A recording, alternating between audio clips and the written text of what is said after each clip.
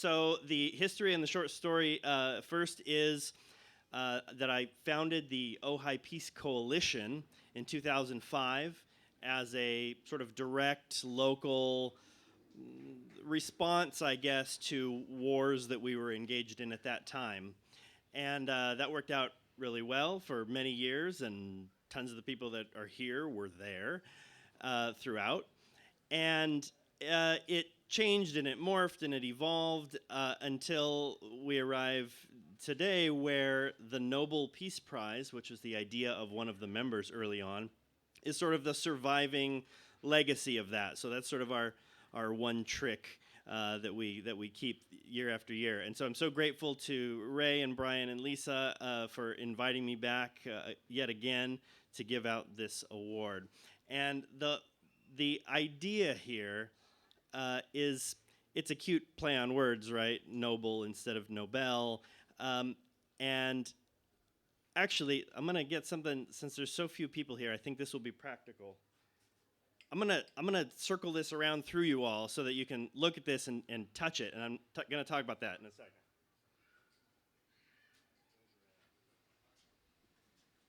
So the Nobel Peace Prize is a medal, like made of metal. It is an actual medal. And the reason for that is that I went to an event once where actual Nobel laureates were introduced literally in flashing lights and streamers and glitter like rock stars.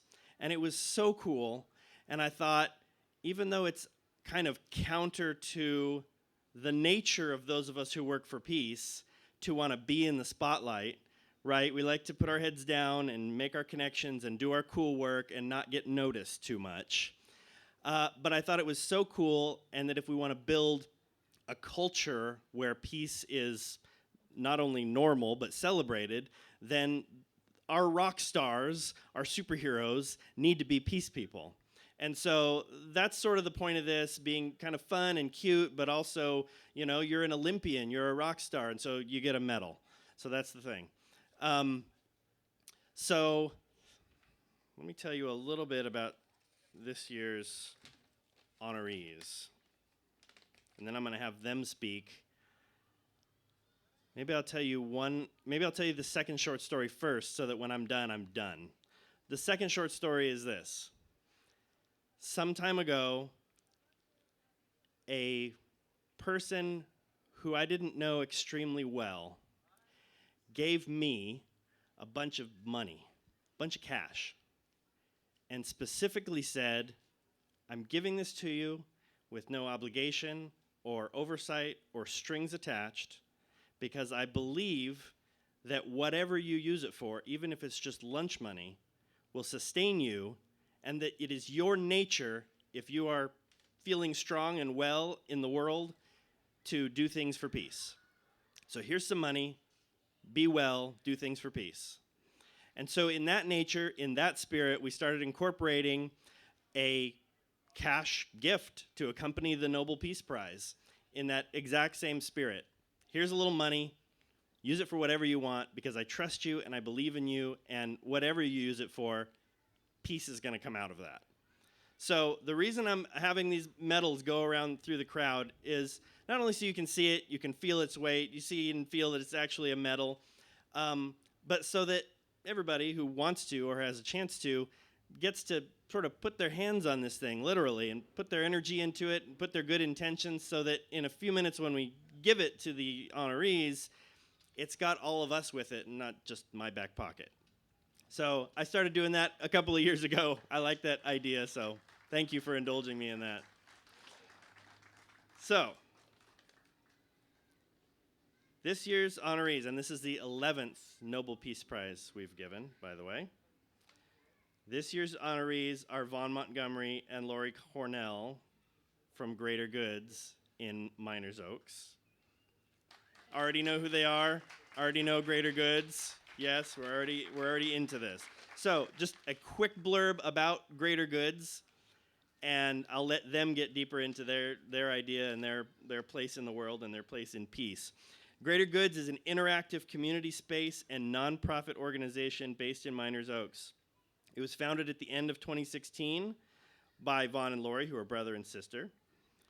And they, with family and friends, dreamed up an indoor commons for a wide variety of art, learning, and togetherness.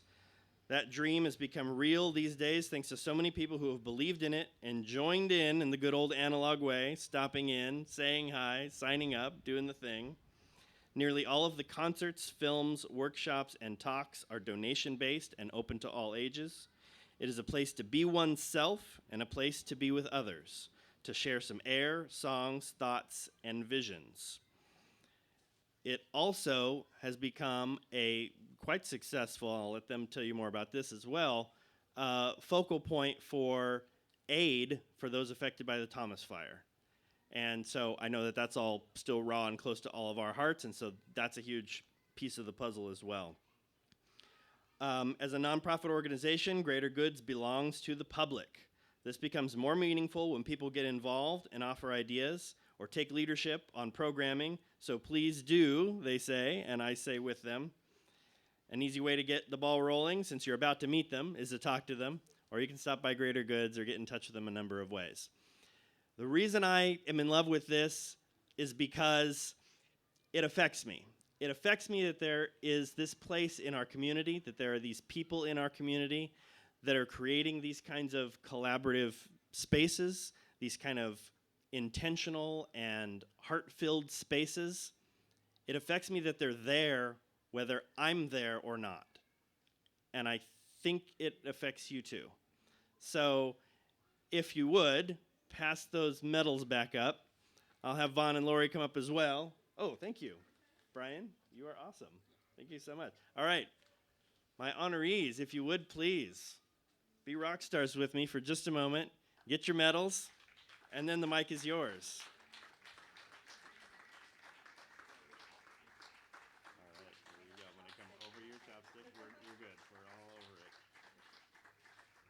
All right, good sir. Thank you. You're so welcome. We have huge You heads. got it. You got it. Thank you so much. So welcome. It's all yours.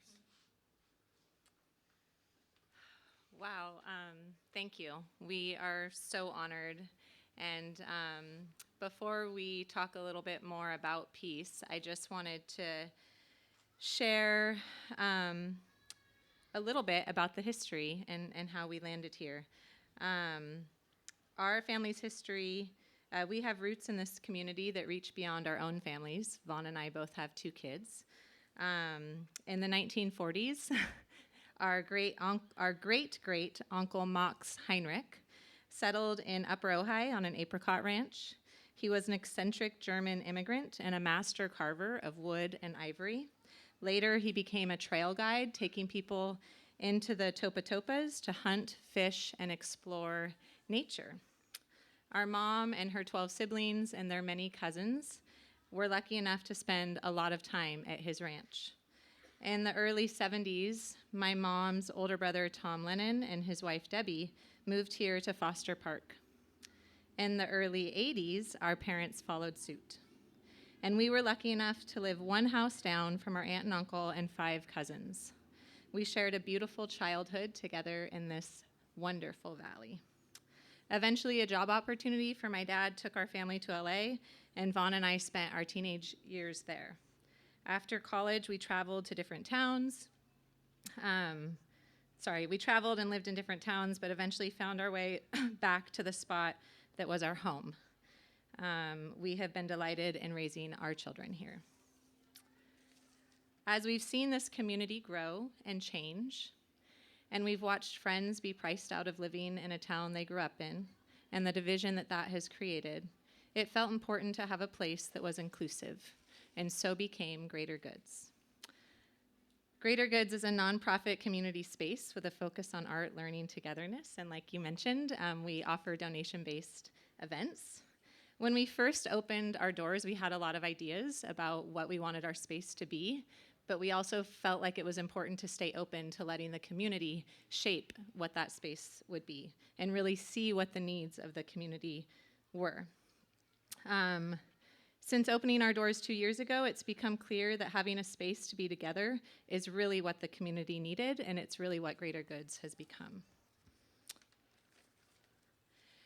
When the Thomas Fire hit, with the approval of our board, we expanded our mission to include relief.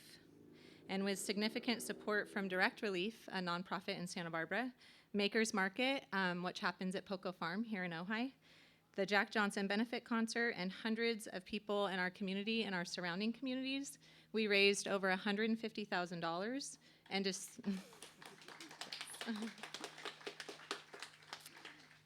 and distributed that to over 60 households from Camp Bartlett and Upper Ojai to Wheeler's Gorge to Foster Park. We are still raising money in that fund and continuing to support those in need, and there are still a lot of people in need. A significant event like the Thomas Fire puts our focus on what bonds us as a community, our human connection and our caring for one another. And Ojai just showed up in such an incredible way. It was such an honor to get to sort of be the vessel of offering support, handing that over to people in need, and just get to participate in that has been so amazing.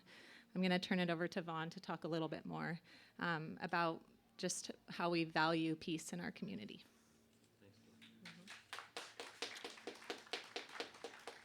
Thank you, Laurie. And thank you, Evan. And also to Brian and Lisa Berman and Ray Powers for putting this event on. I know a lot goes into it, and all the volunteers, and the city of Ojai for the support of this event. To pick up where Laurie left off, Ray had asked us to speak before we found out this morning we were getting this lovely award. I'm sure we're not the first people to feel undeserving of it, but that's maybe the nature of people in that role. You don't necessarily want that light, though it's also something we all have to step into our part in this play of life. And so I was already nervous enough to talk at all when Ray asked us, and then to get an award and then speak is a little extra, but it's a good challenge. So I was thinking, what is peace? Peace is obviously means a lot of things, not just the absence of war, but a sense of calm, or sense of brotherhood and sisterhood, a sense of agreement, harmony with nature, with yourself, free from fear or violence. I've realized in my 41 years so far that it's very difficult to change or influence the big picture. Wars are declared in our name unjustly, illegally, and they still happen. There's almost nothing we can do to stop them, or it feels that way at least. Many policies on a national or international level similar. The culture we live in is not always looking at our interests or putting those at the center. And yet locally we can do much. And like you alluded to, this Thomas Fire put a lot of us kind of a true north of what really does matter and what can we change within ourselves and within our community.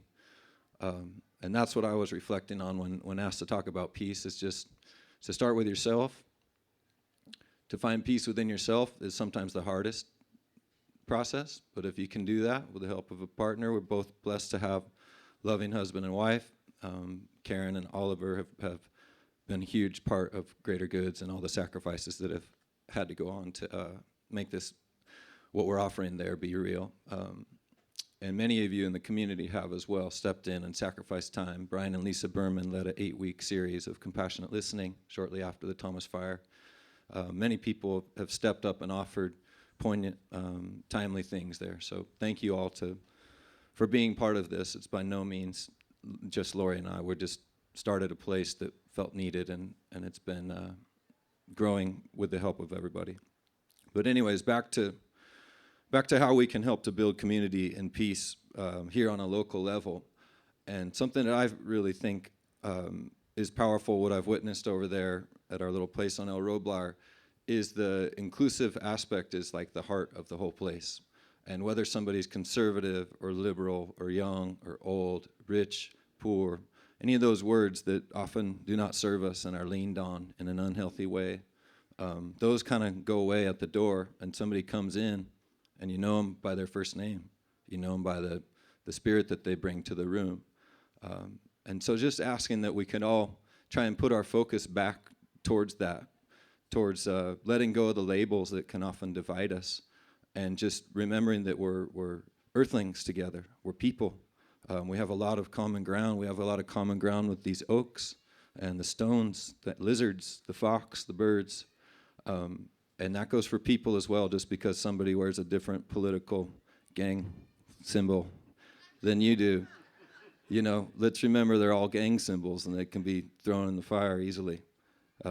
There's a heart that's common and a breath that's common to all of us. And I encourage myself, my sister, my kids, my family, my closest relations, to better ourselves, pick ourselves up, and not get trapped in judgments and fears. And, you know, we don't always want to hear what a friend has to say. Some of the people who know us the very best can get right in there and hurt.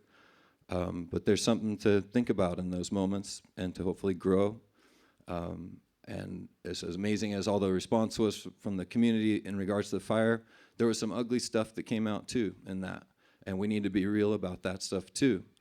But we got to do that in a gentle way and in a loving way. So just feel very honored to be here today. Thank you, Evan, Ray, Lisa, Brian, and all of you for being here. May we continue to make this valley more peaceful, more inclusive, and that starts with love.